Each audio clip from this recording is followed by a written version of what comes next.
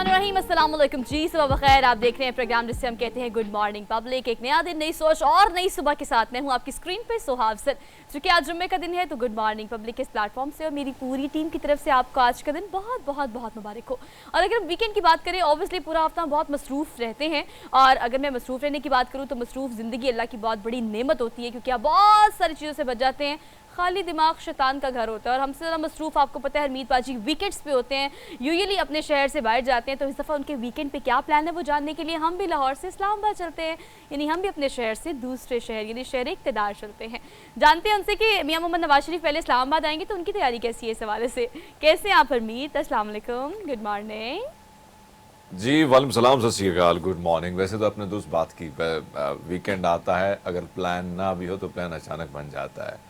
और बाकी रही मियाँ नवाज शरीफ साहब की, तो उसमें कोई शक नहीं है कि जिस तरह दावे किए जा रहे हैं और ख़ासकर मुस्लिम लीग नून की जानिब से किया जा रहे हैं कि इमाम खुमैनी से ज़्यादा जो है इस्तकबाल होगा, तो अब ज़ाहिर बात है कि शाहराहें बंद होंगी और जब शाहराहें बंद होंगी तो घर से निकलना बड़ा मुश्किल होगा। तो देखना ये है, हाँ कोशिश होगी कि हाँ कोई रिपोर्टिंग के फ़राइज़ जो सर अंजाम देने होते हैं हमें पहुँच जाएंगे फिर।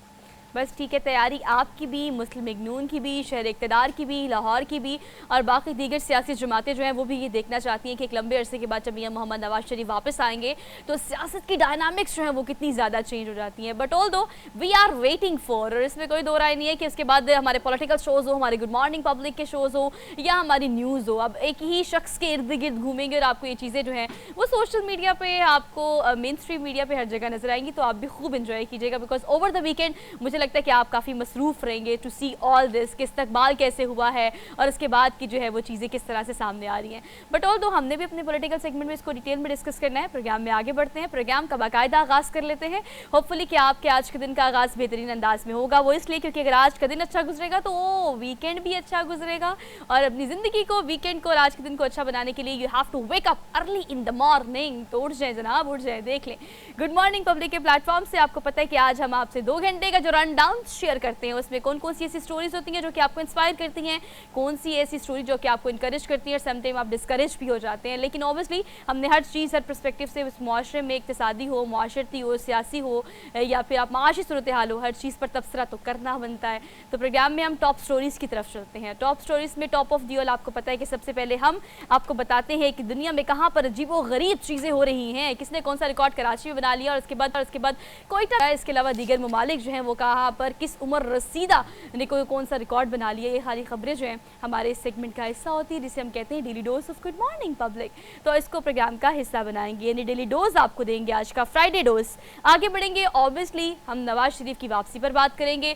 और अगर हम 3 केसेस की बात करें जिसमें 2 में रेफरेंस पर उनको हिफाजती जमानत मिल चुकी है और एक पर तो हरमीत पाजी आपको पता है कि उनके वारंट ही मुअत्तल कर दिए गए हैं। इतना क्विक रैपिड रिस्पॉन्स हमने कभी किसी केस का नहीं देखा कि एक ही दिन में दरखास्त अंदाजा लगा लें कि 1120 तकरीबन ऐसे दिन बनते हैं, 14 दिन बनते हैं और फिर सेकंड्स यानी 420 सेकंड्स में एक केस में उनको भई जमानत मिली और फिर 618, यानी इंसाफ का जो निज़ाम है हमारा बड़ा ज़बरदस्त तरीके से जा रहा है। बस ऐसे ही चलना चाहिए मेरे ख्याल से। तमाम दीगर केसेस जो है अगर उनका इस तरह से रैपिड रिस्पांस बनना शुरू हो जाए तो तारीख में तारीख वाले जो डायलॉग है वो फेल हो जाएगा यहाँ पाकिस्तान के अदालती निज़ाम पे। बट ऑल दो इसके बारे में हम डिटेल में बात करेंगे प्रोग्राम में। आज आगे बढ़ेंगे और आपको पता है कि ऑस्टियो प्रोसेस की अगर हम बात करें तो हरमीत, खासतौर पर मैं प्रोग्राम के आगाज़ में इस चीज़ का जिक्र करना चाहती हूँ कि हम 50% ख़वातीन इस मुल्क में जो है वो अपने उम्र के किसी न किसी हिस्से में ऑस्टियो प्रोसेस जो है उसका शिकार ज़रूर हो जाती हैं। तो इस पर आज के प्रोग्राम में डिटेल में बात करेंगे कि ख़वातीन अगर बच्चे की पैदाइश के बाद की बात करें या 40s के बाद की बात करें तो कितनी बड़ी तादाद में मर्द हजरात भी और ख़वातीन भी ऑस्टियो प्रोसेस यानी हड्डियों के भुरभुराने का जो एक अमल होता है वो किस तरह से शुरू हो जाता है, आयरन की डिफिशेंसी को आपको किस तरह से कंट्रोल करना चाहिए। तो ऑस्टियो प्रोसेस के आलमी दिन पर इसको हमने डिटेल सेगमेंट के तौर पर रखा है। आगे बढ़ेंगे जनाब, आप जानते हैं सुबह होती है, शाम होती है, जिंदगी और उम्र यूं ही तमाम होती है। मतलब मैं हमेशा कहती हूँ ना, time is running like a bullet. मैं ये कहने का मतलब ये होता है कि आप इस बुलेट को महसूस करें कि ये कहाँ लग रही है, आपके पूरे दिमाग पे लगनी चाहिए, क्योंकि जिंदगी मौका नहीं देती, क्योंकि वक्त हाथ से निकल जाए तो कभी दोबारा आता नहीं है। तो वक्त को बेहतरीन तरीके से वो किसी ने बड़ा जबरदस्त कहा है कि वक्त के पास वक्त नहीं है आपको वक्त देने के लिए। तो भैया वक्त का फायदा उठाएं, वक्त को मजीद मुफीद बनाएं और वक्त की कदर करें। वक्त की कदर करें। बस आपने सारे समंदर को कूजे में बंद कर दिया ये आखिरी बात करके। तो खैर हमारे पास भी वक्त कम है, टॉप स्टोरीज हमने कर ली और आपसे ही डिस्कस करेंगे। एक हमारे पास एक ऐसा ट्रेलर भी होगा जो शेयर करना है, लेकिन वो क्या होगा उसको तो भी कंटिन्यूड वाले प्रोसेस में डाल देते हैं। हम प्रोग्राम में आगे बढ़ते हैं। आपको पता है टॉप स्टोरीज के बाद डेली डोज होता है, लेकिन उससे पहले हमने काफ़ी दिन हो गए हरमीत पाजी हमने मैच का जिक्र नहीं किया ना। वर्ल्ड कप की बात करें, वैसे अच्छी खबरें हमें आ रही हैं, वो क्रिकेट का मैदान हो या फुटबॉल का मैदान हो, लेकिन चले अभी फिलहाल क्रिकेट की बात कर लेते हैं। आज क्रिकेट वर्ल्ड 2023 का बड़ा मुकाबला है। किस किस के बीच है? ऑब्वियसली हम पाकिस्तान की बात कर रहे हैं, पाकिस्तान के साथ ऑस्ट्रेलिया की बात कर रहे हैं। मंजी हुई टीम है, इसमें कोई दो राय नहीं है। और उसके अलावा उनके पे दर पे ऐसे रिकॉर्ड्स जिसने हमारे मोराल को तो हमेशा वैसे अप ही रखा है, लेकिन उसके बावजूद भी हम देखते हैं कि अपनी जो मुखालिफ टीम होती है उसको कभी भी किसी तौर पे भी हम लाइट नहीं ले सकते, किसी भी तरह के इस तरह के टूर्नामेंट्स में, या वर्ल्ड कप हो या एशिया कप हो।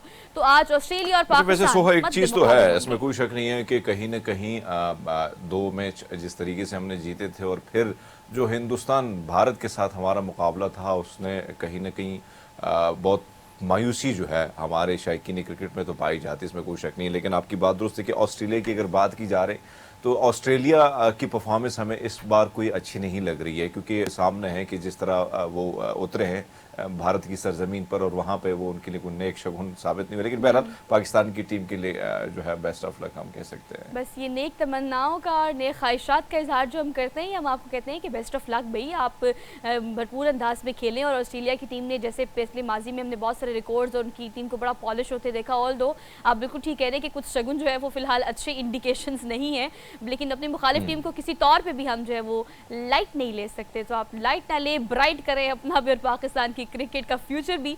बेस्ट ऑफ लक, अच्छा सा खेल के वापस आएगा। एक ब्रेक लेनी है, हम भी एक ब्रेक के बाद वापस आते हैं, आपने कहीं नहीं जाना। Keep watching good morning public.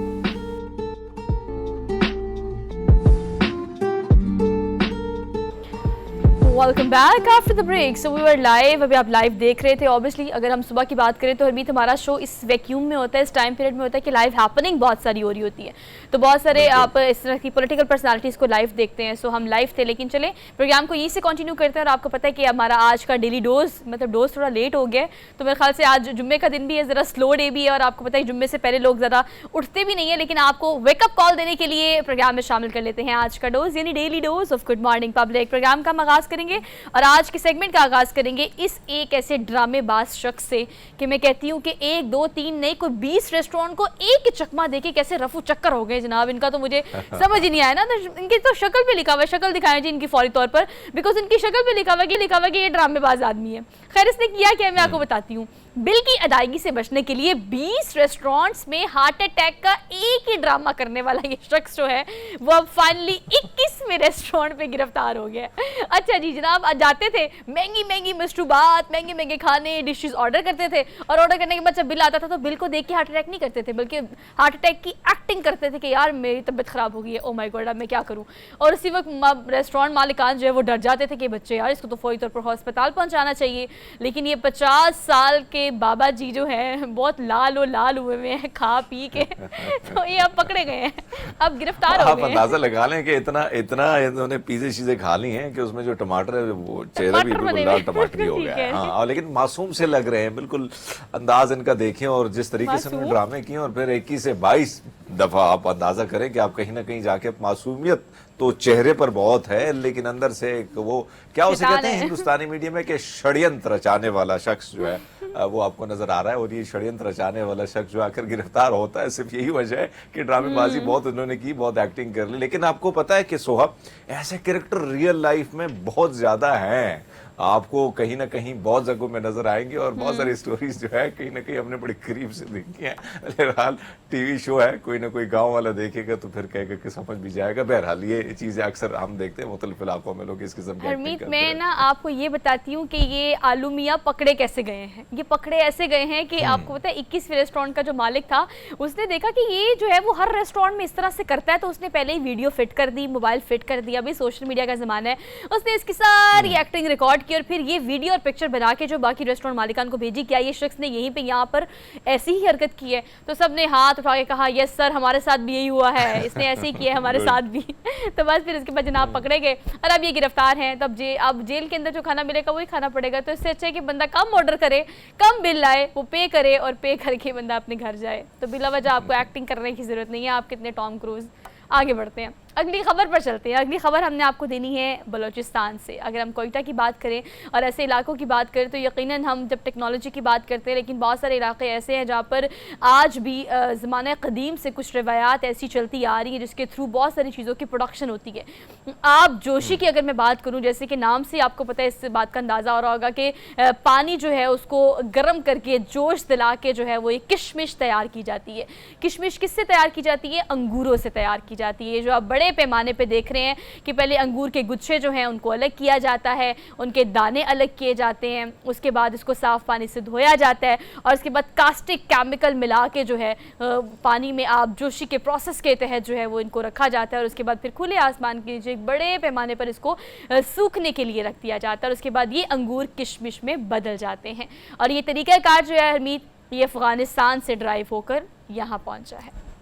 वैसे अगर हम देखें, सबसे बड़ा नुकसान अंगूर के जो भी बागात होते हैं, चाहे अगर मौसम बदलता है या हम फिर ये देखते हैं, क्योंकि आप अगर चमन के बॉर्डर की तरफ जाती हैं या इस साइड पे अगर आप जाती हैं तो आपको बहुत सारे ट्रक आपको नज़र आएंगे जो अंगूर से लदे हुए होते हैं और फिर कस्टम के हुकाम जो हैं उनको तंग भी करते हैं बेचारों को। कहीं ना कहीं टाइम इतना ज़्यादा लग जाता है कि बहुत सारे लोग जो मैंने वहाँ पर जाके देखे कि वो ये गिला शिकवा भी करते हैं कि हम जब ये अंगूर लेके आते हैं, मंडियों तक रसाई होती है हमारी, तो उसमें इतना तंग कर दिया जाता है कि अंगूर ख़राब हो जाता है।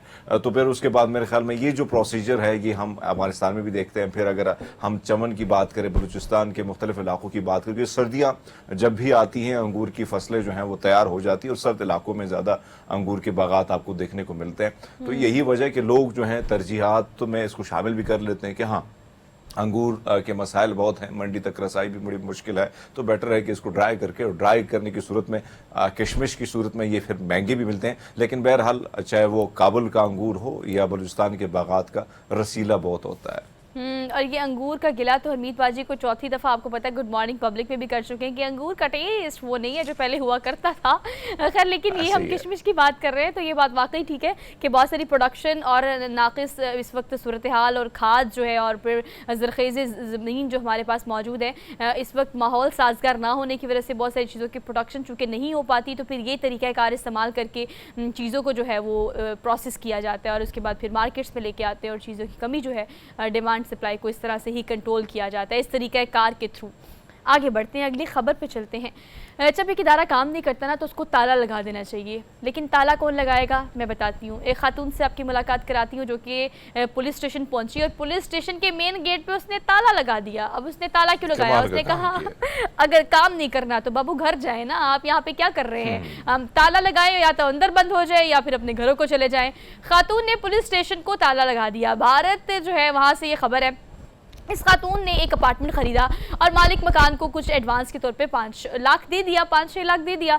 उसके बाद मालिक मकान मुकर गया, उसने कहा आपने तो मेरे से अपार्टमेंट खरीदा ही नहीं है, एडवांस में ब्लैक एंड वाइट आपने कुछ नहीं किया, कोई आपने साइन नहीं किए, कोई डॉक्यूमेंट्स आपके पास नहीं है, कोई सबूत आपके पास नहीं है। और ये देखिए इसमें इस खबर में एक ये बहुत बड़ा फैक्टर भी है भी कि ब्लैक एंड वाइट आज के ज़माने में चीज़ों को करना बहुत ज़्यादा ज़रूरी है, बिला वजह ज़बानी कलामी चीज़ें मत किया करें। खैर, इस खातून ने ये जो है रिपोर्ट दर्ज कराई और काफ़ी दिन इंतज़ार किया। 10-15 दिन के बाद जब पुलिस ने कोई फॉलोअप नहीं किया तो जनाब वो पहुंच गई पुलिस स्टेशन और लगा दिया पुलिस स्टेशन के मेन गेट पे ताला कि प्लीज़ आप घर जाए अगर आपने मेरा काम नहीं करना तो। अच्छा, वैसे अगर हम देखें अनफॉर्चुनेटली भारत हो या पाकिस्तान, ये दो ममालिक ऐसे हैं जहां पुलिस को सिर्फ सियासी तौर पर इस्तेमाल किया जाता है। यही सिचुएशन हमारे दोस्त हैं कल परसों उसके साथ हुई और फ्लैट में जिसको फ्लैट दिया उसने बदमाशी झाड़ी कि भाई ये देना नहीं है, मेरा ही फ्लैट है, कब्जा जमा लिया। अब पुलिस की रिपोर्ट करते जाएं, पुलिस जो है वो तो भाई उसने काम करना ही नहीं है। लेकिन फिर जब यहाँ से कॉल जाती, कहीं ना कहीं दोस्तों को मिला के कॉल जब हम करते हैं तब जाके पुलिस एक्टिव होती है। तो यकीनन कहीं ना कहीं ये खातून ने जो किया ये बहुत ठीक किया है, क्योंकि वैसे भी अगर काम करते तो सियासतदानों के लिए करेंगे, बाकी तो आम आदमी के लिए भाई थाने पर आप जब जाते हैं आपको वैसे खौफ इतना तारी कर लेते हैं कि भाई आप रपट लिखाते हैं तो रपट करते करते आपको बहुत सारे ऐसी शिके बता देते हैं कि फिर आपको कहते हैं कि भैया रपट ना लिखवाएं, सुलह करा के चले जाएं। तो ये उनके पास पास एक ऑप्शन लेकिन होता है, हमीद, और आप बहुत इस सारे सारी सादे खबर लोग में ना जो हैं इस पे अप्लाई भी कर लेते हैं। ये वाला फैक्टर देखिए कि रपट तो चले लिखवा दी, वो गई, फॉलो अप भी लिया, इंतजार भी किया।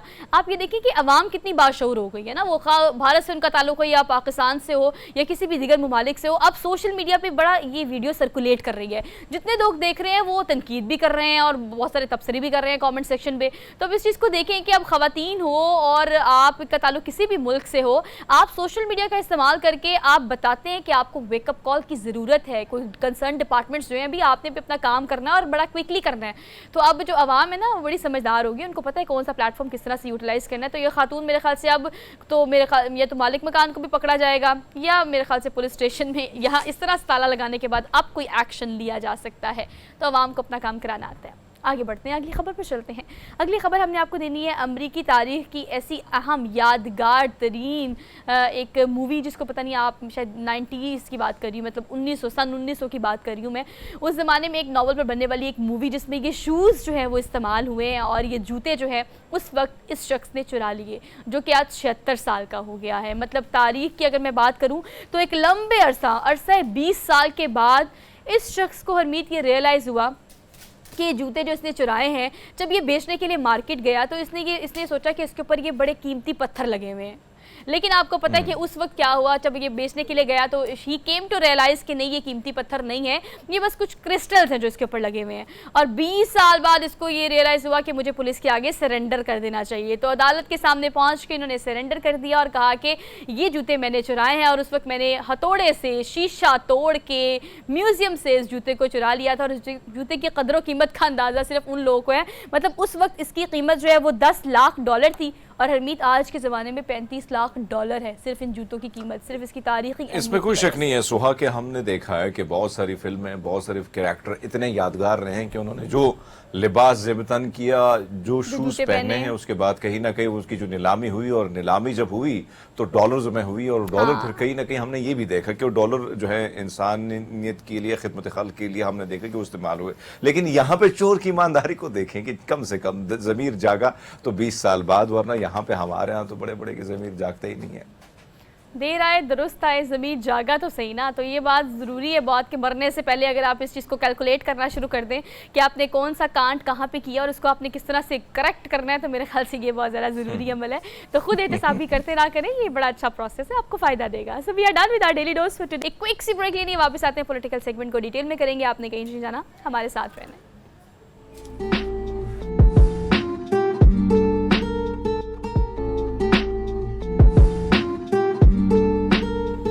Welcome back after the break. मुल्क की सियासी सूरत हाल की बात करें तो आज हम सिर्फ अदालती निज़ाम पर बात करेंगे, क्योंकि हमारा बड़ा क्विक रैपिड रिस्पांस जो है उसको आवाम की तरफ से बड़ा अप्रिशिएट किया जा रहा है और पॉलिटिकल पार्टीज जो है उनकी जानिब से एक सवालिया निशान ये बनता चला जा रहा है। लेकिन अगर हम नवाज शरीफ की वापसी की तैयारी की बात करें तो उस तैयारी का एक मरहला ये भी था कि अदालत में एक ही दिन में दरख्वास्त लगने के बाद एक ही दिन नंबर लगा, एक ही दिन बेंच बना और कुछ सेकेंड्स के अंदर ये फैसला जो है वो आया। और फैसला ये था कि 2 ऐसे रेफरेंसेज जिसमें उनको जमानत मिल चुकी है और एक जो है उनका तोशाखाना केस में वारंट जो है मुअत्तल कर दिया गया है। 21 को पाकिस्तान पहुंचेंगे, 24 तक उन्हें कोई टच भी नहीं कर सकता इस हवाले से कि 24 के बाद उनका नया प्रोसिक्यूटर समेत जितने भी एहतसाब अदालत में इस वक्त मौजूद थे, वकील गवाहान, उनका कहना यह था कि वो खुद सरेंडर करेंगे अदालत के सामने और वो तारीख 24 की होगी। लेकिन 24 से पहले तक वो आज़ाद है इस चीज़ के लिए, घूमेंगे फिरेंगे और जो भी पॉलिटिकल एक्टिविटीज़ होंगी वो करेंगे। खैर सारी सूरत हाल पर हम बात कर लेते हैं। मलिक रफ़ीक रिजवाना साहब हमारे साथ मौजूद हैं, साबिक गवर्नर पंजाब हैं और रहनुमा है मुस्लिम लीग नून के। उनको आज के प्रोग्राम में हम खुशामदीद कहते हैं। अस्सलाम वालेकुम सर। वालेकुम सलाम जी, thank you so much for joining us for good morning public. Sir कहिएगा, इतना क्विक रैपिड रिस्पांस जो हमने अदालत का देखा एक दिन के अंदर अंदर, यकीनन ये तो है अदालत में लगने वाला हर केस और पाकिस्तान का हर आम शहरी यही क्विक रिस्पांस चाहता है।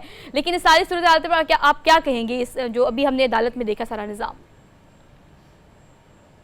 देखें जी, आम शहरी भी उसी दिन दरखास्त दायर करे और उसमें अर्जेंसी हो या बेल बिफोर अरेस्ट हो तो हम अदालतों से रिक्वेस्ट करते हैं कि may kindly be fix for today. ये कोई ऐसी बात नहीं है, ये मियां नवाज शरीफ साहब का केस है तो उस पर हाइप क्रिएट किया हुआ है। ये नॉर्मल प्रोसीजर है, नॉर्मल प्रोसीडिंग है। और ऐसा कौन सा रिलीफ मिल गया है जो उनको मुस्तकिल रिलीफ मिल गया है, सिवाय इसके कि 4 दिन की मोहलत मिली है कि आप मुतलका अदालत में जाके आप पेश हो और हाई कोर्ट में 24 को उन्होंने या 23 को उन्होंने पेश होना है। तो इसमें कौन सी ऐसी बात है? ना कोई जमानत मुस्तकिल हो गई है, ना कोई केस से बरी हो गए, ना को उनको कोई इतना बड़ा रिलीफ मिला है। ये रिलीफ नॉर्मल है to enable him to approach the relevant court और हाई कोर्ट ने उन्होंने खुद बुलाया उनको, क्योंकि अभी पाकिस्तान पहुंचे नहीं थे। अगर पाकिस्तान से पहुंचने से पहले ही उनको गिरफ्तार कर लिया जाता या एयरपोर्ट में गिरफ्तार कर लिया जाता तो उन्होंने जो अपना हक इस्तेमाल किया है वो खत्म हो जाता। 4 दिन के बाद अगर कोर्ट समझती है कि is not entitled for this तो वो अपना फैसला सुना देगी, ऐसी कोई बात नहीं है। इसको असल बिल्कुल में सर, आप दुरुस्त फरमा रहे उछाला हैं कि जा अल्लाह रहा करे है। कि इस तरह स्पीडी जो है इंसाफ है वो सबको मिले, जो मियां मोहम्मद नवाज शरीफ साहब को मिला, और वो आपके सामने सारी चीजें। लेकिन सर आपसे जानना देखिए, चाहेंगे, मियां साहब आ रहे हैं, तैयारियां भी बड़ी उरूज पर हैं, आपसे जानना चाहेंगे सर, एक तरफ गिला शिकवा है, पीपल्स पार्टी भी कर रही है, पीटीआई को तो धकेल दिया गया, एक साइड लाइन पे कर दिया गया है, तो ऐसे में आप लोग क्या समझते हैं कि जो मियां साहब आएंगे, दीगर पार्टी, क्योंकि जो मुल्क जिस हालात से गुजर रहा है, सियासी अदम इस्तेहकाम है, माशी अदम इस्तेहकाम है, तो आप लोग समझते हैं कि मियां साहब इंतकाम पर नहीं बल्कि मुल्क की तरक्की और खुशहाली पर ही फोकस करेंगे? और जिस तरह हमने देखा कि इंतकाम की सियासत में कभी नवाज शरीफ साहब इन्वॉल्व हुए और फिर 2017 में जो किरदार उन्होंने उसका जिक्र भी किया कि उनको इंतकाम का निशाना बनाया चाहिए, तो क्या आपको लगता है कि मियां साहब अब 2017 के किरदारों से को भूल के मुल्क की तरक्की पर ही गामजन करेंगे, फोकस उनका वही होगा सर? बिल्कुल, मैं आपकी बात से इसको अगर क्या का लफ्ज निकाल दे तो सारी बातों से मैं इत्तेफाक करता हूँ। इसको क्वेश्चन बनाने की बजाय इसको नरेशन कर दे तो ये हमारा नैरेटिव है। 2017 में जहाँ पाकिस्तान को छोड़ के मियां साहब को बेदखल किया गया या मियां साहब को डिस्क्वालीफाई किया गया, जो भी विक्टिमाइजेशन हुई है उस पर जाने की जरूरत नहीं है। तो एक तो हमें सबने इससे सबक सीखा भी है और सीखना भी चाहिए, नंबर 1। नंबर 2, हमें इससे जो है इससे हमें सबक सीखने के बाद मुल्क की तरक्की के लिए काम करना चाहिए। अब दस्तों गिरेबां होने वाली सियासत की पाकिस्तान में कोई गुंजाइश नहीं है। इलेक्शन होने वाला है, हम भरपूर तैयारी कर रहे हैं मियां साहब के इस्तकबाल की। हमारे कायद हैं, हमारी पार्टी के लीडर हैं और उनका बड़ा देर से इंतजार था। पूरे पाकिस्तान में तैयारियां अरूज पर है। मैं आपको अपने जनूबी पंजाब के हवाले से बताता हूँ, मैं इस वक्त मुल्तान बैठा हूँ अपने ऑफिस में। जनूबी पंजाब में इतनी तैयारी है कि आप अंदाजा लगा सकते हैं कि हर बंदे का जोश जज्बा है कि मैं बढ़ चढ़ कर मियां साहब के इस्तकबाल में हिस्सा लूँ। और हर MNA MPA जो रह गए या टिकट होल्डर्स हैं, ये बाकी हमारे पार्टी के सपोर्टर्स हैं, they are doing their best कि आप मैक्सिमम। रफीक रजवाना साहब, अगर हम देखें ग्राउंड आपको दिया गया है, आसपास हम देख रहे हैं कि खिलाड़ी, चाहे वो विकेट कीपर है, चाहे वो अंपायर है, चाहे बॉलर है, चाहे वो बल्लेबाज है, वो भी आपके अपने हैं। तमाशाइयों को लाना है, और तमाशाइयों की बात की जाए सर तो बड़े खूबसूरत खूबसूरत से पैकेजेस जो है वो अनाउंसमेंट हुई है मुस्लिम लीग नून की जानिब से, चाहे वो बिरयानी हो, चाहे वो होंडा सिटी हो, और अब जो जन्नत का टिकट है सर, तो जो हम नहीं जाएंगे स्क्रीन पर देखेंगे, तो सर क्या हमारे लिए कोई सवाब होगा? हमारे लिए कुछ करे सर। मैं आपसे अर्ज करता हूँ, ना ही ये तमाशाई है, ना ही क्रिकेट का मैच है, ना ही विकेट कीपर हमें, ना ही अंपायर हमारा है। अंपायर की उंगली वाले भी आपने सुने थे, अंपायर की बातें भी सुनी थी और सारा कुछ आपने सुना। हम ये क्रिकेट खेलने नहीं आ रहे, हम तो मुल्क की खिदमत के लिए हम एक नए जज्बे के साथ आ रहे हैं। आपने देखा कि पार्टी का नया नारा, पर देखिए पॉलिटिकल पार्टी क्या करती है। पॉलिटिकल पार्टी आवाम को अपना एक मैसेज देना चाहती है। हम बहुत पुरानी पॉलिटिकल पार्टी है, अब एक नई तब्दीली से आ रहे हैं, तो we are trying our best. तो इंशाअल्लाह ताला इलेक्शन अगर हम जीतते हैं, हमें मौका देते हैं, तो मैं ये समझता हूँ कि जितनी हुकूमतें पाकिस्तान में रही हैं sofa, with the exception of कि जी इंटरवेंशन होती रही, मार्शल लॉ लगता रहा, डिस्क्वालिफिकेशन फॉर लाइफ होती रही, तो मैं ये कंपैरेटिव स्टडी आप कर लें तो मैं क्वेश्चन आप पर और नाजरीन पर छोड़ देता हूँ। प्रोपेगेंडे को एक तरफ रख ले, दिल पे हाथ रख के सोचे कि जितनी हुकूमतें जिन जिन जमातों की रही हैं, उनसे सब में से अच्छा दौर, या सब में से, मैं तो इस हद तक भी कहता हूँ कि सब में से कम जो है ना काबिल एतराज दौर किस हुकूमत का था, किस पार्टी का था। आगे मैं कुछ नहीं कहता किसका था। अच्छा सर, आप बिल्कुल ठीक कह रहे हैं कि अवाम पे ही फैसला छोड़ देना चाहिए। आप बिल्कुल ठीक कह रहे हैं कि पब्लिक जो है वो रिस्पॉन्ड करे, किसको वो क्या रिस्पॉन्ड करेगी वो देख लेंगे हम सर। लेकिन अगर आप तराने की बात कर रहे हैं ना, आप मतलब नए बयानिए की बात कर रहे हैं, आपको पता है कल ही एक तराना नून लीग की जानिब से रिलीज किया गया है, जिसमें मरीम नवाज ने जिक्र किया कि मियां मोहम्मद नवाज शरीफ को एक उम्मीद के तौर पर लॉन्च किया गया, और बस इसी चीज का जिक्र हुआ। मतलब अगर हम जर्नैलों के एहतसाब की बात करें, माजी में उनके होने वाले बयानियों की बात करें या इदारों की बात करें, इसके बारे में मरीम नवाज अपने मुंह से बहुत दफा कह चुकी है कि ये होना चाहिए।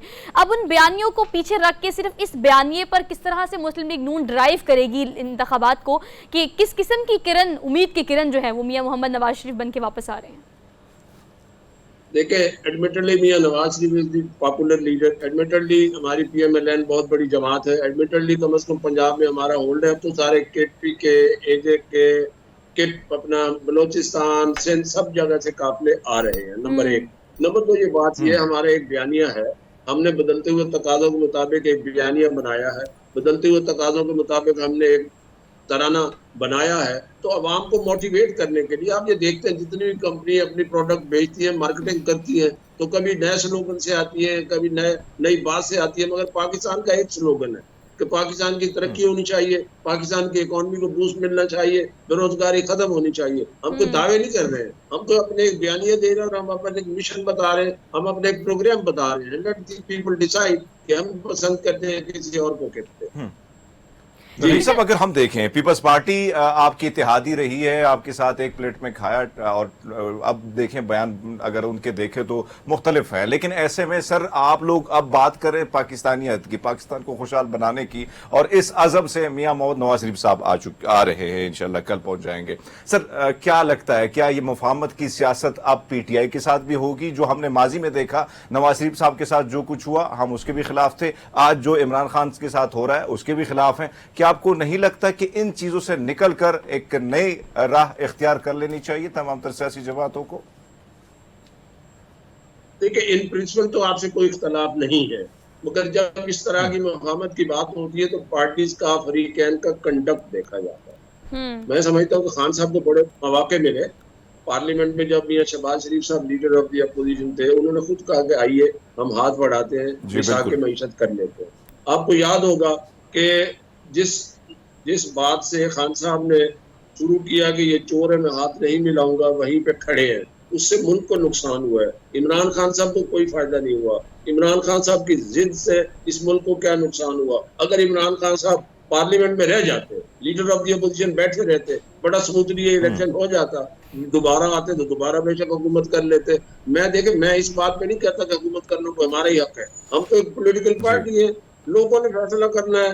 और जब अगर फर्ज किया इलेक्शन का रिजल्ट आता है जी, हमें वो अक्सरियत वो नहीं मिलती कि हम हुकूमत बना सके, कोई बात नहीं है, हमने बड़ी हुकूमतें बना ली, तो फिर हमारा ये फर्ज होगा कि जिसकी हुकूमत बने फेयर इलेक्शन में, उस हुकूमत के साथ मिलके हमें पाकिस्तान की तरक्की का काम करना चाहिए। एक दूसरे की जो लड़ाई है, कन्फ्रंटेशन की पॉलिटिक्स, अब Pakistan can not sustain for that. तो रफीक साहब ये बताइएगा, आप बिल्कुल ठीक कह रहे हैं, सॉरी आपने कोलैबोरेशन की बात की तो यही सवाल मैं आपके इस जवाब के साथ जोड़ देती हूँ कि अगर हम पीडीएम की हुकूमत की बात करें तो 16 माह हमने देखा कि मियां मोहम्मद शहबाज शरीफ यहाँ से और बिलावल भुट्टो ज़रदारी वहाँ से, हमने हमेशा एक दूसरे को तारीफों के फूल बांधते हुए, अप्रिशिएट करते हुए, इंकरेज करते हुए, एक साथ पैरेलल चीज़ों को लेकर चलते हुए देखा है। लेकिन इस वक्त वहाँ से बड़े गिले आ रहे हैं ना, वो कह रहे हैं लेवल प्लेइंग फील्ड नहीं मिल रही, निगरान सेटअप पे वो बहुत ज़्यादा बात कर रहे हैं। तो आप क्या समझते हैं कि पंजाब समेत दीगर सूबों में अब इंतखाबात के बाद हुकूमत बनाने के लिए किस स्ट्रैटेजी के तहत आप लोग चलेंगे? कोलैबोरेशन या पीडीएम कहाँ एग्जिस्ट करेगी? देखिए, पीडीएम को इंतखाबी इत्तेहाद नहीं था। पीडीएम तो उस वक्त अदम-ए-इत्तेहाद के बाद एक इत्तेहाद था जिन्होंने 16 महीने हुकूमत चलाई।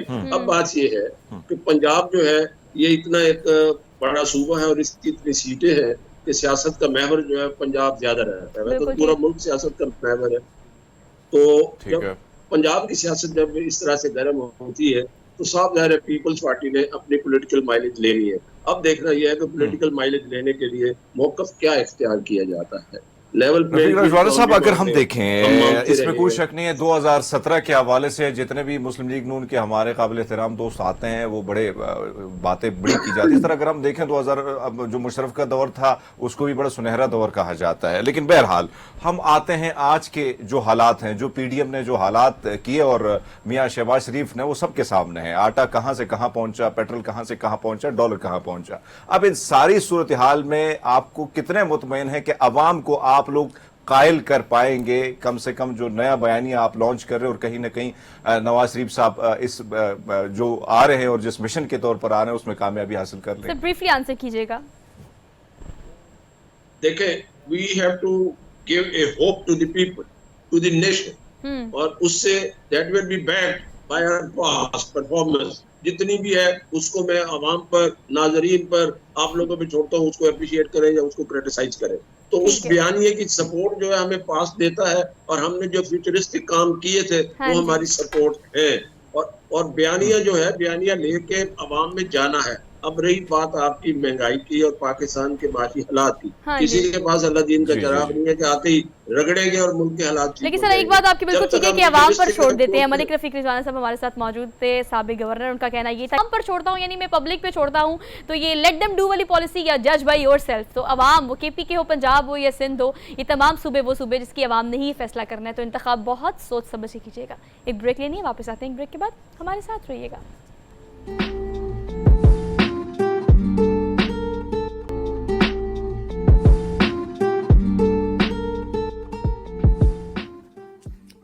वेलकम बैक जी। प्रोग्राम में एक बार फिर आपको खुशामदीद कहते हैं। और हमेशा जब भी बात आती है शहर और गांव की, तो कहीं ना कहीं जब हम ईद की छुट्टियां होती हैं और कहीं ना कहीं इस रश शोर से उकता जाते हैं, तो हमारा दिल करता है कि कहीं ना कहीं गांव की तरफ जाए, कहीं ना कहीं वो सुकून जो हमने बड़े करीब से देखा और वो कहीं ना कहीं आपको मिलता है तो देही इलाकों में। तो इसी पर बड़ा खूबसूरत सा पैकेज है हमारे पास, आपको दिखाते हैं और इस पर डिस्कशन करते हैं फिर।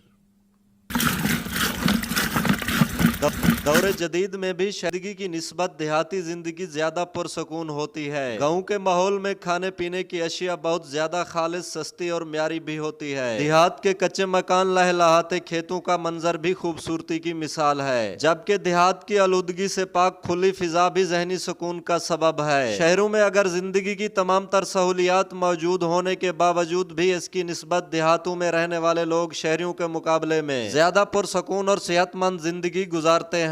गांव में सुबह का आगाज नमाज फजर से कबल ही हो जाता है। इबादत खुदावंदी के बाद सुबह का नाश्ता लस्सी और मक्खन के साथ करके देहाती लोग खेती बाड़ी के लिए रवाना हो जाते हैं। औरत हो या मर्द, खेती बाड़ी करके न सिर्फ अपना और अपने बच्चों का पेट पालते हैं, बल्कि अजनास उगाकर शहरियों की ग़िज़ाई जरूरियात को भी पूरा करते हैं। Tariq मसवानी, public news, Dera Ghazi Khan.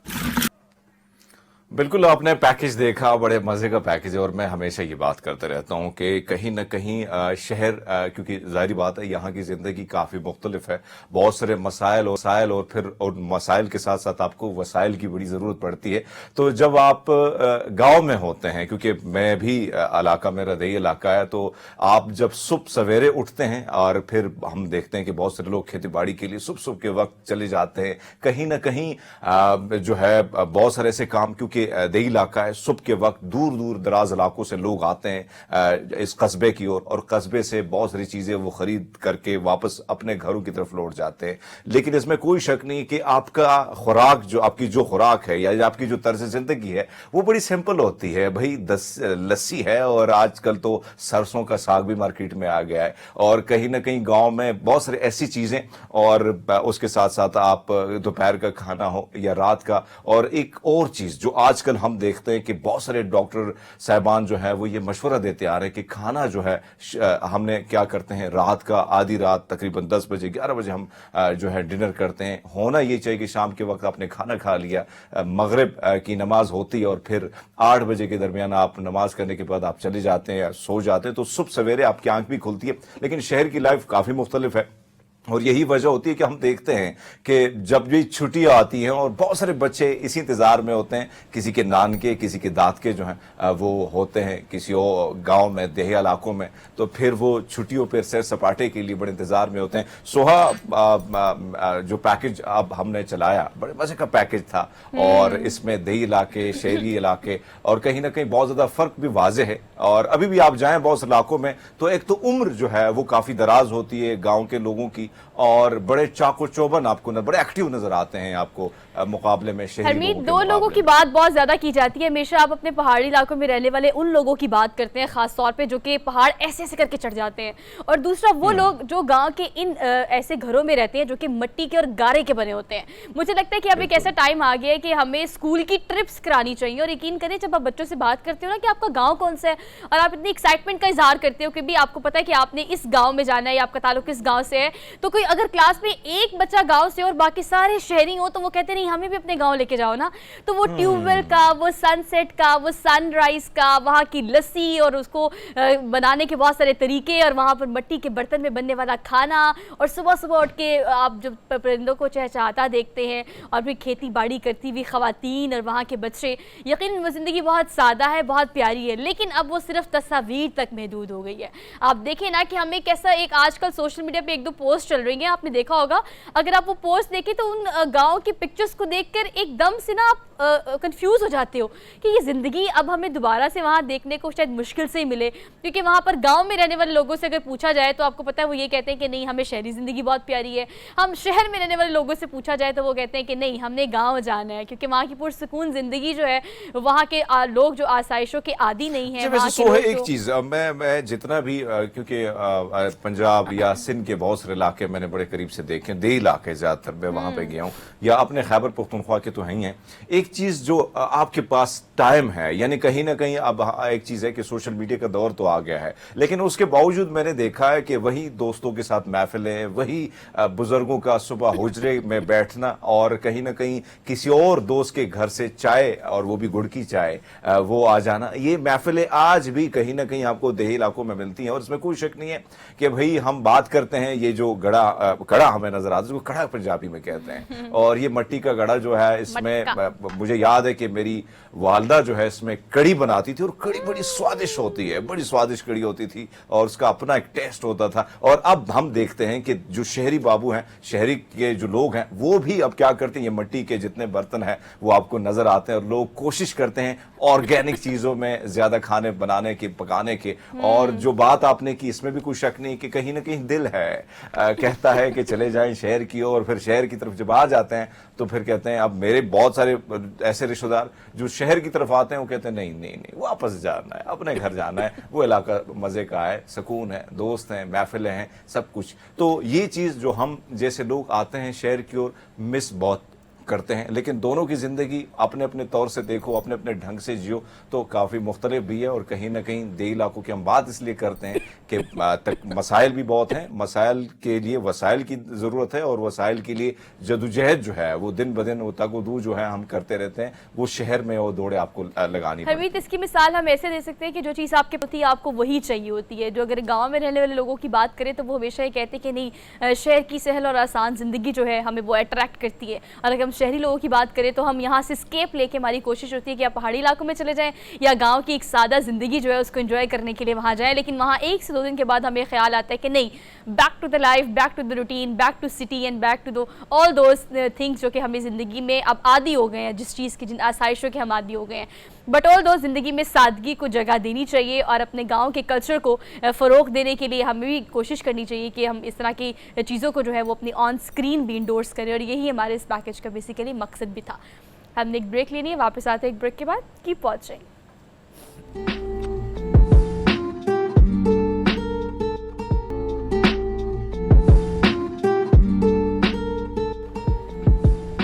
Welcome back after the break. So basically अगर मैं बात करूँ हरमीत आपकी और मेरी ना, तो हमारी ज़िंदगी घंटों पे या मिनटों पे नहीं चलती बल्कि सेकंड्स में चलती है। ये जो हमारे कान में एक IF भी लगी हुई है ना, इसमें बार बार हमारी प्रोडक्शन टीम की आवाज़ें आ रही होती हैं, 3 सेकंड रह गए हैं, 4 सेकंड रह गए हैं, 5 सेकंड रह गए हैं। अगर ज़िंदगी की बात करें तो ऑब्वियसली बार बार टिक टिक टिक करके अगर आपको बताया जाए कि भाई इतना वक्त बाकी रह गया इस काम में, आपने ये काम इस वक्त में करना है, ये आपका मीटिंग टाइम है, ये आपका टारगेटेड टाइम है, तो मेरे ख्याल से ज़िंदगी आपकी और हमारी आसान हो जाएगी। लेकिन वक्त मुकर्रर करता कौन है? वक्त खुद मुकर्रर करता है। अगर हम आज के इस टॉपिक की बात करें तो हम हरमीत बात करते हैं वक्त ज़ाया करने पे, वक्त को बेहतरीन इस्तेमाल करने में, और वक्त को किस तरह से बेहतरीन तरीके से यूटिलाइज किया जा सकता है। इस पर बहुत सारे मोटिवेशनल स्पीकर्स और बहुत सारे ऐसे एक्सपर्ट्स जो हैं वो ओपिनियन तो देते हैं, लेकिन फिर भी टाइम मैनेजमेंट जो है हरमीत वो आपका और मेरा ही काम होता है। अपनी ज़िंदगी में इस चीज़ को किस तरह से मैनेज करना है कि आपका वक्त जो है उसे आपने किस तरह से ड्राइव करना है। और ये बिल्कुल इसमें कोई शक नहीं है, वक्त की कदर लाजिम है। और हमने देखा है जहां जहां जिस मुल्क को देखा और जिसकी तरक्की, और किसी घर की बात की जाए, किसी शख्स की बात की, फर्द की बात की जाए, तो हमने देखा है कि अगर उसने वक्त को कीमती जानकर वक्त को वक्त दिया है तो मेरे ख्याल में आज वक्त ने भी उसको कहीं पहुंचा दिया है। तो ये इसमें कोई शक नहीं है, आप काम करते हैं, आपका एक टाइम टेबल होना चाहिए। लेकिन अनफॉर्चुनेटली जो हम देख रहे हैं और माजी में और और अब की जो जनरेशन है, जिस तरीके से हम जिस ढंग पे चले जा रहे हैं, तो यकीनन बहुत सारी चीज़ों को और बहुत सारी चीज़ों के हवाले से, और फिर कहीं ना कहीं ये बात भी की जाती है कि चलो टाइम पास है, कर ही लेते हैं। तो इसी वजह से अगर आप टाइम पास करें तो जिंदगी भी आपके पास साथ टाइम फिर पास करेगी, और फिर एक वक्त आएगा कि उस वक्त में फिर वक्त दोबारा तो नहीं आएगा, लेकिन उस वक्त में आपको फिर ये रियलाइज होगा कि हाँ, उस वक्त की मुझे कदर कर लेनी चाहिए। इसलिए कहते हैं सदा ऐश दौरा दिखाता नहीं, गया वक्त फिर हाथ आता नहीं। तो ये चीज़ जो है इसको कीप इन माइंड रख के चले। ये जो हम टाइम को लेके बहुत सारी ऐसी मुहावरे इस्तेमाल करते हैं कि चलो टाइम पास कर लेते हैं, फिर ज़िंदगी आपको आगे पास कर देती है। ज़्यादातर लोगों को आपने कहते हुए सुना होगा, टाइम नहीं है हमारे पास, टाइम नहीं है हमारे पास। भी टाइम कैसे नहीं है आपके पास, सारा वक्त ही आपका, उसको आपने यूटिलाइज कैसे करना है, इसकी मैनेजमेंट करना सिखाने की हम कोशिश करेंगे। जो पैनल मेरे साथ मौजूद है उनका तारुफ मैं आपसे करा देती हूँ। हसन रज़ा हमारे साथ मौजूद है, मोटिवेशनल स्पीकर, इनको आज के प्रोग्राम में वेलकम कहते हैं। अस्सलाम वालेकुम सर। वालेकुम अस्सलाम sir, thank you so much for being here. और इसके अलावा फ़ारूक महमूद साहब हमारे साथ मौजूद हैं, शायर है, मुसन्निफ़ है, बड़े बाअदब अंदाज में आपको समझाने की कोशिश करेंगे हम कि वक्त जो है उसको कितना कीमती जानना आज वक्त की अहम ज़रूरत है। कैसे हैं आप सर? ठीक है फारूक साहब, thank you so much. Thank you so much for being here, good to see you. Hasan, मैं आपसे शुरू कर लेती हूँ। अगर हम टाइम मैनेजमेंट की बात करें, नौजवानों का मुझे लगता है कि बहुत सारे, वैसे तो नौजवानों को आज के ज़माने में बहुत सारे मसाइल हैं बकौल उनके, लेकिन एक बहुत बड़ा मसला टाइम मैनेजमेंट का भी है। अगर आप यूनिवर्सिटी जा रहे हो तो अपने साथ पैरेलल आज के ज़माने में जॉब भी करनी है और फिर घर वालों को भी टाइम देना है। एक यंगस्टर की मैं अगर बात करूँ तो कितना ज़्यादा ज़रूरी है हमारे लिए टाइम को मैनेज करना and how to do it? Soha, बहुत ही ज़बरदस्त टॉपिक है and I think that it's very interesting as well. किसी शायर ने बड़ा खूब कहा, उसने कहा ना मोहब्बत ना दोस्ती के लिए वक्त रुकता नहीं किसी के लिए। किसी के लिए तो बात यह है कि आपने अगर अपने आप को ऑर्गेनाइज नहीं किया, असल में ना टाइम मैनेजमेंट में हम क्या करते हैं, हम कहते हैं हमने टाइम को मैनेज करना होता है। एक्चुअली आपने अपने आप को ऑर्गेनाइज करना होता है, आपने अपनी प्रायोरिटीज़ सेट करनी होती हैं। और आजकल का नौजवान, क्योंकि मैं करियर काउंसलर भी हूँ, लाइफ कोच भी हूँ, तो मेरे पास बहुत सारे लोग आते हैं, वो अक्सर यही कहते हैं कि हसन भाई, आपको पता है हम आगे नहीं बढ़ पा रहे हैं। अब आगे ना बढ़ने की वजह यह है कि वो अपने आप को ऑर्गेनाइज नहीं कर पा रहे हैं, अपने टाइम को, वक्त को सही इस्तेमाल नहीं करते हैं। जैसे मैं एग्जांपल देता हूँ, रियल टाइम सिनेरियोज हैं। लोग कहते हैं क्या, देखे ना हम लोग, अच्छा हमारी प्रायोरिटीज़ डिफरेंट है। हमारी प्रायोरिटी ये है कि हम अपने ऊपर काम नहीं करते हैं। हम क्या करते हैं, हम अच्छे कपड़े पहन लेते हैं, हम अच्छी जगहों पे खाने खा लेते हैं, अच्छी तालीम हासिल नहीं करते, क्योंकि वक्त हमें लगता है अभी नहीं है, वक्त आएगा तो हम करेंगे। अच्छा, वो वक्त का पता कैसा चलता है? जब वक्त गुजर जाता है सोहा, वो हमें तब अंदाज़ा होता है कि यार ये वक्त गुजर गया है। और फिर वो कहते हैं ना, गया वक्त हाथ नहीं आता। तो एक्चुअली ऐसा ही हमारे नौजवानों के साथ हो रहा है और उनके साथ भी यही चीज़ें चल रही होती हैं, जिससे हमें ये प्रॉब्लम जो है रोज़मर्रा की बेसिस पे ये फेस करनी पड़ती हैं। तो मैं ये कहना चाहूँगा नौजवानों को कि अपना जो टाइम है वो बेहतरीन तरीके से इस्तेमाल करें, क्योंकि अगर ये टाइम गुजर गया तो फिर बहुत ही मुश्किल होगी और फिर एक चीज़ आपके हाथ में रहेगी और वो रहेगा पछतावा। ये जो रिग्रेट वाला सीन है ना, ये ऐसा है कि आपको रहती फारूक साहब भी बैठे हैं, तो सुहा, मैं चाहता हूं कि जिस तरह हसन रजा साहब ने बड़े ज़बरदस्त तरीके से, जो जाहिर बात है वक्त का तकाजा भी यही है, नौजवानों को पैगाम भी लेना चाहिए, आने वाला दौर भी उनका है। फारूक महमूद साहब क्या कहेंगे, किस अंदाज में आप समझाएंगे? क्योंकि आज का दौर जो है, हम देख रहे हैं कि ज्यादातर वक्त हमारा कहीं ना कहीं सोशल मीडिया पे, और अगर वहां पे 30 मार खान बनना है तो उधर ही हमने बनना होता है। कहीं ना कहीं हमने किताब नहीं उठानी, कहीं ना कहीं हमने बुजुर्गों के साथ वक्त नहीं गुजारना, कहीं ना कहीं अपनों को टाइम नहीं देना होता है। लेकिन हाँ, वक्त अगर हमारे पास है तो सिर्फ सोशल मीडिया के लिए। जी बिस्मिल्लाहिर्रहमानिर्रहीम। मैं भी अपनी गुफ्तगू का आगाज़ एक शेर से करूँगा कि उसे दुनिया को सूरज कहना पड़ता है, यहाँ जो डूब कर फिर से उभरता है। तो हमारी कौम का अलमिया ये है कि हम सूरज को डूबता हुआ तो देखते हैं, लेकिन ये कि उभरता हुआ नहीं देखते। देखें, जब हम किसी चीज़ को डूबता हुआ देखेंगे तो हम कैसे उभर सकेंगे। मैं ये समझता हूँ कि हमारी कौम का एक अलमिया, मैं अक्सर स्टूडेंट्स को भी ये कहता हूँ कि भाई बात यह है कि सूरज के निकलने से पहले अपने बिस्तर से ना निकलने वाले ज़िंदगी में कभी आगे नहीं निकलते। देखिए, हमारा जो एज ए नेशन के तौर पर एक डायलेमा है, एक बड़ी ट्रेजेडी है। हम देखें, हम जो बेहतरीन वक्त है वो ज़ाया कर देते हैं। अगर मैं 10 बजे उठता हूँ, 9 बजे उठता हूँ, सैर खेज़ी की आदत नहीं है मुझे, ठीक है, तो बेहतरीन टाइम जो क्रिएटिव टाइम है ना, तो अगर हम टाइम को भी डिवाइड करें तो उसमें भी जो सबसे क्रिएटिव टाइम जो है ना, वो सुबह का टाइम है। नमाज़ पढ़ें, तिलावत करें, ठीक है, वो जो टाइम है वो क्रिएटिविटी का टाइम है। जो याद करने का टाइम है, मैं अक्सर कहता हूँ वो रात का टाइम है, क्योंकि जो हमारा माइंड का जो मेमोरी है वो सब हमारा वेस्ट बास्केट है, वो कूड़ादान है। तो असल चीज़ हमारी क्रिएटिविटी है। तो बाकी ये देखें आप, हमारे देखें मतलब वेस्ट और जो हमारे मुल्क का, जो हमारे ममालिक हैं, इनका जो आप कंपैरिजन करें तो वहाँ देखें मगरिब के बाद शॉपिंग वगैरह हर चीज़, मतलब उन्होंने एक जो इस्लामिक थॉट ऑफ जो लगा दिया। आप बिल्कुल ठीक कह रहे हैं, सॉरी फॉर द इंटरप्शन, लेकिन मैं ये चाहती हूँ कि अगर मैं सिर्फ एक चीज़ में बहुत ज़्यादा बोलती हूँ, वो मेरा तकिया कलाम भी हो सकता है, या ज़्यादातर मुझसे मिलने वाले लोग या स्क्रीन के उस तरफ जो बैठे लोग हैं, वो उनको पता है कि मैं बहुत ज़्यादा कहती हूँ कि time is running like a bullet, क्योंकि वक्त बहुत तेज़ी से गुजरा है। मुझे नहीं पता कि आप इस बात को रिलेट कर सकेंगे या नहीं कर सकेंगे।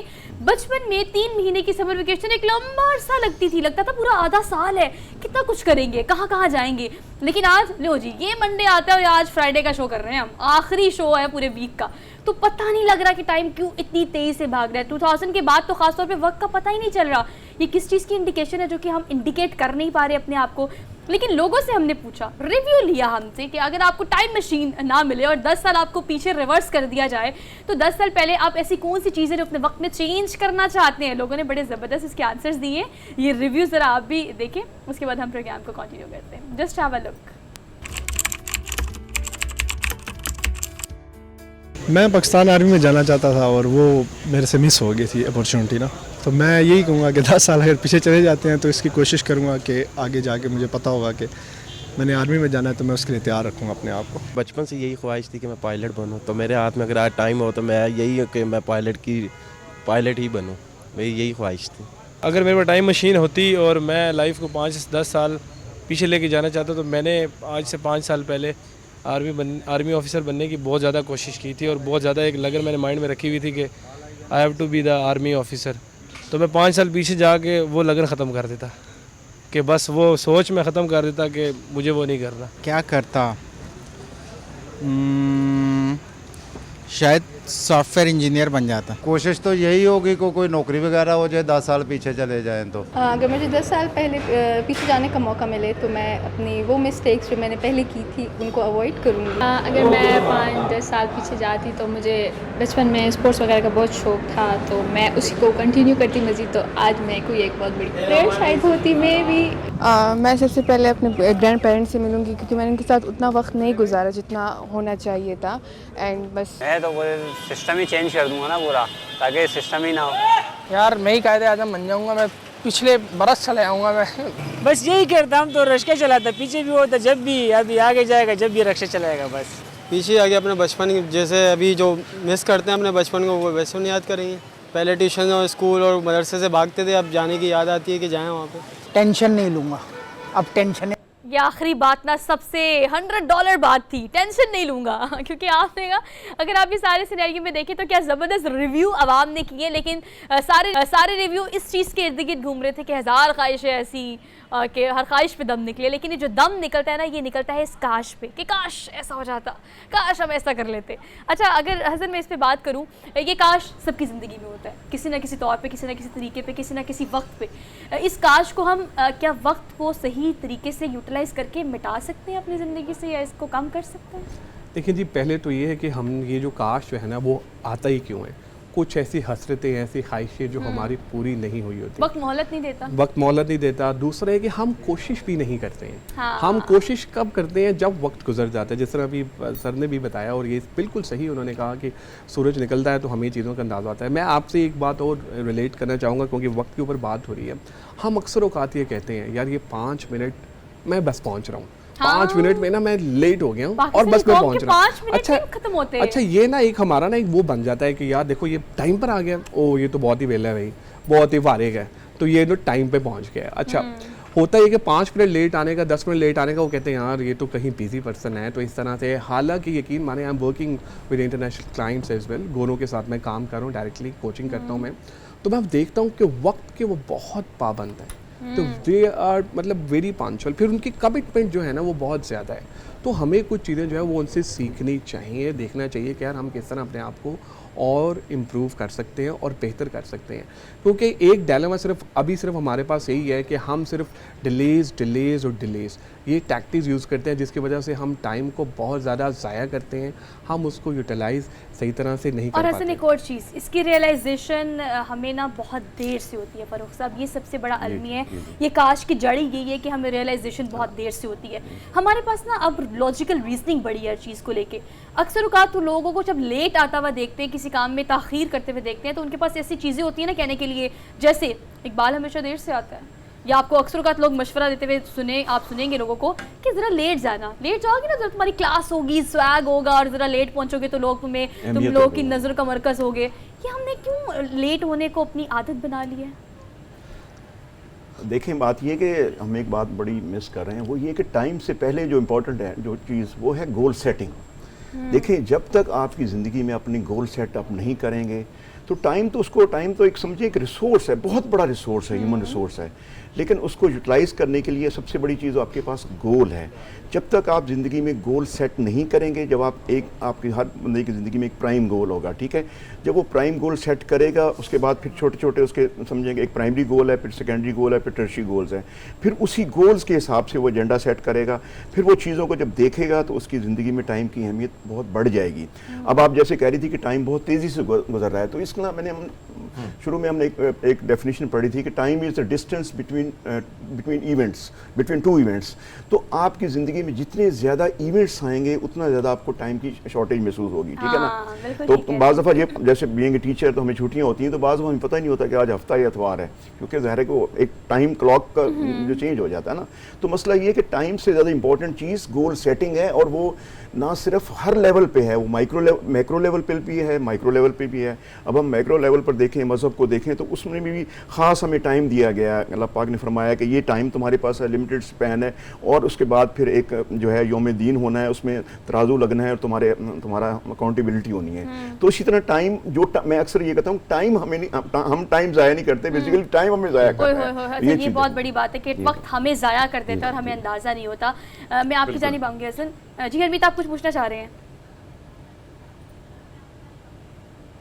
अच्छा, मैं आपको जी असर भाई आपसे पूछना चाहूँगा एक चीज़ जो हम बड़े नॉर्मल आम सी रूटीन में भी देखते हैं, खासकर अपने हॉस्टल लाइफ में भी हमने देखी, बहुत से नौजवानों को मैंने ऐसे देखा कि भाई कल पेपर होना है या आज पेपर होना है तो पेपर के लिए भी नहीं जाते थे कि नहीं नींद आ रही है। ये जो मसला है कि टाइम, फिर उनसे आप कहें कि भाई 7 बजे आप उठें या कहीं ये काम करने उस टाइम पे पहुंचे, लेकिन कहीं ना कहीं बहुत सारी चीज़ों को या तो बहाना बनाते हैं या कहीं ना कहीं हमारी बॉडी जो है वो साथ नहीं देती। क्या वजह होती है कि हमने उस बॉडी को इस तरीके से बना होता है? क्या करना चाहिए उन नौजवानों को, किस तरह टाइम को वो मैनेज कर सकते हैं?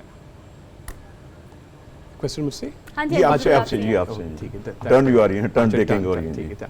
अच्छा देखें जी, हमारा ना एक बड़ा ज़बरदस्त किस्म का एक डायलेमा है, वो ये है कि हम कहते हैं हर काम जो है ना टाइम आने पे हम करेंगे, वक्त आने पे करेंगे, कोई प्लान नहीं ना होता असल में। जिस तरह अभी सर ने कहा कि गोल सेटिंग ये सारी चीज़ें होनी चाहिए।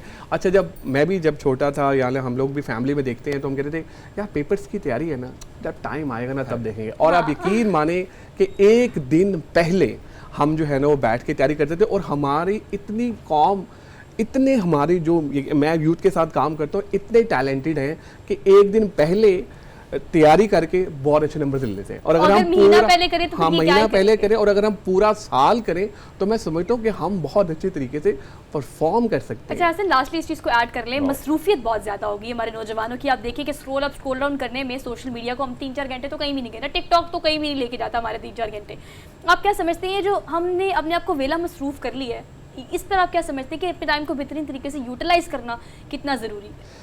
देखिए जी, आपको ना पूरा ना एक कैलेंडर जो है ना बनाना चाहिए, सेट करना चाहिए, आपको देखना चाहिए। अब देखें, मैं जावेद चौधरी साहब के साथ एक दिन बैठा हुआ था, तो मैं उनसे पूछा यार कि ये बड़ा मसला होता है, बड़े इश्यूज़ होते हैं, हम टाइम सही तरह से मैनेज नहीं कर पाते, मोबाइल तो जो है ना वो बहुत ज़्यादा टाइम ले जाता है, तो क्या करें? उसने कहा देखो, तुमने सबसे ज़्यादा नज़दीक जो चीज़ें रखी होंगी ना, तुम उसको सबसे ज़्यादा इस्तेमाल करोगे।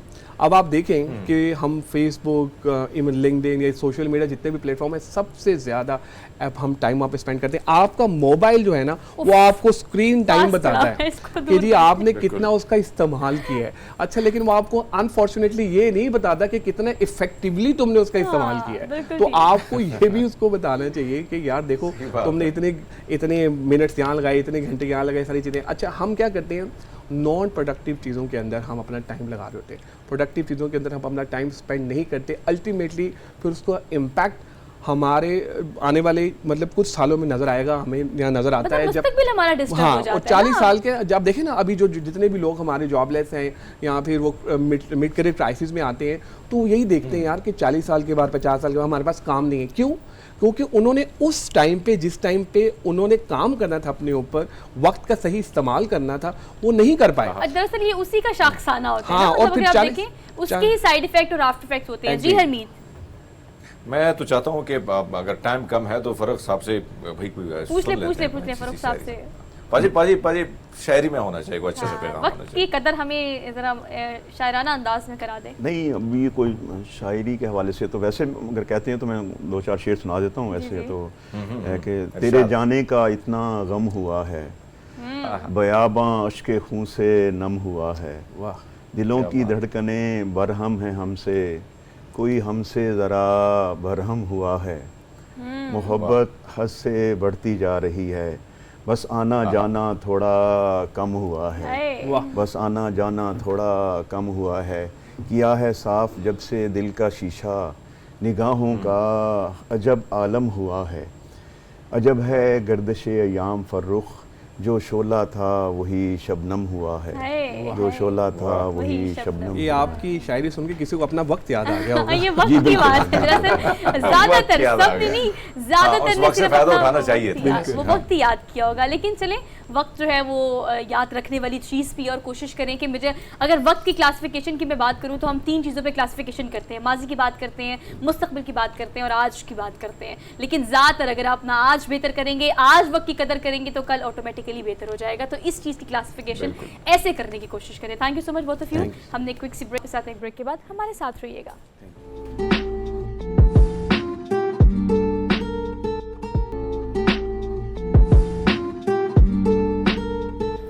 Welcome back after the break. अगर आज के दिन की मुनासबत से बात करें तो हमेशा हम आपको पता है याद रखते हैं और आपको भी याद दहानी कराते रहते हैं कि आज जो है ऑस्टियोप्रोसिस का आलमी दिन पाकिस्तान समेत पूरी दुनिया में मनाया जा रहा है।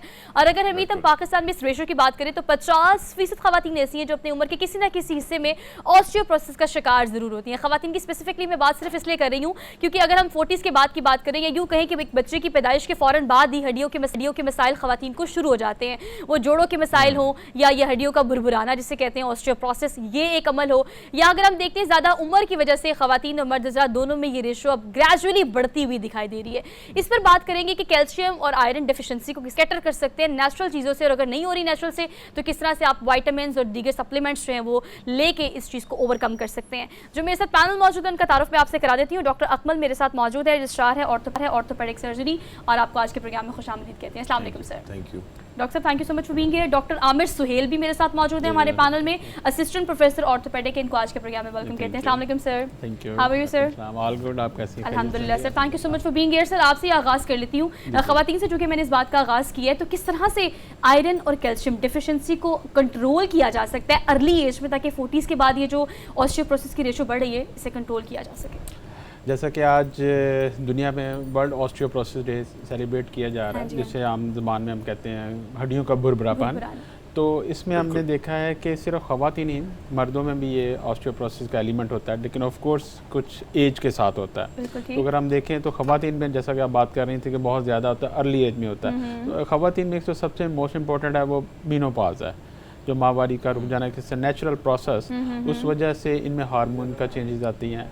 और फिर अगर हम अपनी कम्युनिटी की, अपने सिस्टम में बात करें तो हमारी ख़वातीन में थोड़ा सा लाइफस्टाइल बड़ा सेडेंटरी है, मतलब घर में रहना, एक्टिव लाइफस्टाइल ना होना, न्यूट्रिशन का एप्टिमम ना होना, ये सारे फैक्टर हैं जो इनको इस तरफ ऑस्टियोप्रोसिस की तरफ ले जाते हैं। तो अर्ली ऑस्टियोप्रोसिस डिटेक्ट हो जाता है, वो जैसा कि मैंने इन काज़े बताएँ इनमें ही होता है। और इनके आप प्रिवेंट, जैसे आप कह रही हैं कि कैसे कर सकते हैं, तो इसमें सिर्फ कैल्शियम का ही रोल नहीं है, बहुत से एक्टिव फैक्टर हैं, जिसमें सबसे पहले कि आपका जो ख़वातीन है या मर्द हैं उनको अपने लाइफस्टाइल को एक्टिव बनाना है, ठीक है, डेली अपनी वॉक करें, एक्सरसाइज करें, न्यूट्रिशन का ख्याल रखें। जो डॉक्टर अकमल से डॉक्टर साहब ने बड़ी ज़बरदस्त बात की, लेकिन हमने देखा है कि बहुत सारे कहीं ना कहीं हमें लगता है कि जो ख़वातीन की अगर बात की जाए, जैसे बच्चों की बात की, जब उनकी पैदाइश होती है फिर एक वक्त ऐसा आता है कि हड्डियाँ जो है वो काफ़ी कमज़ोर होती है और बड़ी कोशिशें भी की जाती है। क्या वजूहत होती है, कौन सी ऐसी चीज़ होती है जिसकी कोताही या कोई किसी कमी की वजह से बच्चा जो है वो हड्डियां उसकी काफ़ी कमज़ोर होती हैं, और क्या मुस्तकबिल में कहीं ना कहीं ये हड्डियां मजबूत होने के लिए फिर क्या क्या चीज़ें कर लेनी चाहिए? देखें, आपने बड़ा प्यारा सवाल पूछा है। असल बात यह है कि ऑस्टियोपोरोसिस जो होती है, इसकी ये एक ऐसी बीमारी है जिसका डिसीजन बहुत पहले हो चुका होता है। जब एक छोटा बच्चा बड़ा हो रहा होता है तो उसका जो पीक बोन मैस अचीव होने का टाइम होता है वो 30 साल की उम्र तक होता है। अगर 30 साल की उम्र तक विटामिन डी, कैल्शियम, मिनरल्स की डेफिशिएंसी रह चुकी हो तो बोन्स अपना पीक मैस अचीव नहीं कर पाती। हमारी सोसाइटी चूँकि मेल डोमिनेंट सोसाइटी है, फीमेल्स को, बच्चों को उस तरह से खुराक का ख़ास ख्याल नहीं रखा जाता। जब खुराक एडिकेट नहीं होती तो मिनरल्स और विटामिन्स डेफिशिएंट हो जाते हैं। जब मिनरल्स और विटामिन्स डेफिशिएंट होते हैं तो 30 इयर्स की एज तक पीक बोन मैस अचीव नहीं हो पाता। जब पीक बोन मैस अचीव नहीं होता तो उन बोन्स का कमज़ोर होना, उनका ऑस्टियोपोरोसिस का प्रोसेस स्टार्ट होना, उनमें वियर एंड टियर आना बहुत जल्दी, टाइम से बहुत जल्दी आ जाता है। तो इसमें बहुत इम्पोर्टेंट रोल अच्छी खुराक का है, डाइट का है, न्यूट्रिशन का है। जितनी अच्छी खुराक फर्स्ट 30 इयर्स ऑफ लाइफ में मिलती रहेगी उतना अच्छा पीक बोन मैस अचीव होगा और उतने वियर एंड टियर और ऑस्टियोपोरोसिस की अलामात देर से आएंगी। डॉक्टर साहब आप बिल्कुल ठीक कह रहे हैं, लेकिन इसी को अगर मैं इस चीज़ पर स्विच कर लूँ डॉक्टर आमिर, कि हम देखते हैं कि नेचुरल रिसोर्सेज जो है उसकी कोशिश तो हमारी होती है, लेकिन फिर भी सप्लीमेंट्स पे लोग स्विच कर जाते हैं बिकॉज अब वो कैल्शियम, आयरन डेफिशिएंसी, बाकी विटामिन डेफिशिएंसी को कैटर करने के लिए we don't have such resources. आप क्या समझते हैं, क्या सजेस्ट करते हैं कि 30s में या 40s में से बचने के लिए किस एज में आपको ये विटामिन्स शुरू कर देने चाहिए और किस किस्म के विटामिन्स लेने चाहिए? बहुत अच्छा क्वेश्चन आपका। अगर देखें तो जैसा कि आप बात कर रही हैं कि over the counter supplement available, हर बंदा शॉप पे किसी भी मेडिकल स्टोर से, शॉप से जाके लेके शुरू करता है। वाई नॉट कि उसको पहले ही इस तरफ लेके हम ट्रेन किया जाए कि इसको हम प्रिवेंट कर सकें कि आप अपनी डाइट में सर्टन एलिमेंट्स लाके मॉर्निंग पे अगर आप एक अंडा खा लें जिसमें यॉक शामिल है, मतलब जर्दी में आपको विटामिन डी मिल सकता है, ठीक है। फिश है, जैसे वेदर है, अगर आप इसमें चले जाएं तो इसमें आपको बड़ा विटामिन डी के सोर्स से मिल जाता है। लेकिन बहुत सी ऐसी डाइट है जिसमें आपको ये नहीं भी मिलता, तो फिर हमें उसकी तरफ विटामिन डी जो ओवर द काउंटर अवेलेबल है उसकी तरफ जाना पड़ता है। इसी तरह कैल्शियम है, सिट्रस फ्रूट्स है, इसमें बहुत ज़्यादा है, सारे पत्तों वाली जितनी सब्जियाँ हैं वो आप खाएँ, ये सारे इसमें एलिमेंट शामिल है। लेकिन ये बात शुरू किया जाए, ऑफ कोर्स जब तक आप, जैसे डॉक्टर अकमल बता रहे थे कि 30 एज तक तो आपका वैसे बोन मैस इंडेक्स बहुत अच्छा होता है, उसके बाद बोन की क्वालिटी कम होना शुरू होती है। और कब तक होती है? जब आप 50 के अराउंड होते हैं। फीमेल में थोड़ा अर्ली आ जाती है, मेल में होती है। तो इसका एक बड़ा अच्छा एक सिंपल सा तरीका रखा हुआ कि क्या आपकी बोन की क्वालिटी ठीक है, यानी एक सिंपल डेक्सा स्कैन है, जस्ट लाइक एन एक्सरे। तो हम उस पर वो स्कैन से कर लेते हैं, कंफर्म कर लेते हैं कि इट्स आपकी कमी तो नहीं हो रही, बोन मिनरल डेंसिटी कम तो नहीं हो रही। अगर कम हो रही है तो हम उससे पहले ही प्रिवेंटिव ट्रीटमेंट शुरू कर देते हैं, जैसे मैंने आपको सारी चीजें अच्छा, ये वाली बात आपकी डॉक्टर अकमल, अगर हम बात करें, हमारे ऐसे बहुत सारे इलाके हैं जहाँ पे सूरज नहीं होता, यानी सर्दियों का महीना आता है तो सूरज बड़ी जो है बड़ा मुश्किल होता है कि लोगों को वो धूप मुहैया हो। ऐसे में बड़े तकलीफ से वो लोग गुजरते हैं, बड़े मसाइल का सामना होता है। किन किन चीज़ों पर फोकस कर लेना चाहिए कि ये मसाइल से वो बच सके? देखें, विटामिन डी जो हमारा है बेसिकली ये एक्टिवेट होता है सन एक्सपोजर के साथ स्किन में। सन एक्सपोजर हमारी बॉडी के लिए, हमारी बॉडी के विटामिन डी प्रोडक्शन के लिए बहुत ज़रूरी होता है। तो डेफिनेटली वो इलाके जहाँ पे प्रॉपर सन एक्सपोजर नहीं होता, जहाँ पे लिमिटेड सन एक्सपोजर होता है, वहाँ पे बॉडी विटामिन डी डेफिशिएंट हो जाती है। जब बॉडी विटामिन डी डेफिशिएंट होती है उसके फिर दो ही तरीक़ेकार हैं, या तो हम डाइट से विटामिन डी को पूरा करें या हम सप्लीमेंटेशन से विटामिन डी को पूरा करें। डाइट, कुछ डाइट्स ऐसी हैं जो विटामिन डी रिच डाइट्स हम जिनको कहते हैं, फॉर एग्जांपल मिल्क है, बटर है, चीज़ है, जो ऑयल रिलेटेड डाइट होती है, ये सारी विटामिन डी रिच डाइट है। ये बेनिफिशियल हो सकती है विटामिन डी के रिसोर्सेज को मेंटेन रखने के लिए। और अगर ये एडिक्वेट अमाउंट में अवेलेबल नहीं है तो दूसरी ऑप्शन हमारे पास विटामिन डी सप्लीमेंटेशन की आ जाती है। विटामिन डी की सप्लीमेंटेशन को बेहतर बनाकर हम मरीज को विटामिन डी डेफिशिएंसी से बचा सकते हैं। अच्छा, आप बिल्कुल ठीक कह रहे हैं। वक्त रहते डॉक्टर साहब इसको एड्रेस करना कितना ज़्यादा ज़रूरी है? ऑस्टियोपोरोसिस की अगर हम बात करें तो हर एज फैक्टर में हम देखते हैं किसी न किसी एज के हिस्से में ये चीज़ होती है। क्या ऐसी अलामात है जो कि फौरी तौर पर डायग्नोस करके आप इसको ओवरकम कर सकते हैं वक्त रहते, और क्या इसको मुकम्मल तौर पर ओवरकम किया जा सकता है?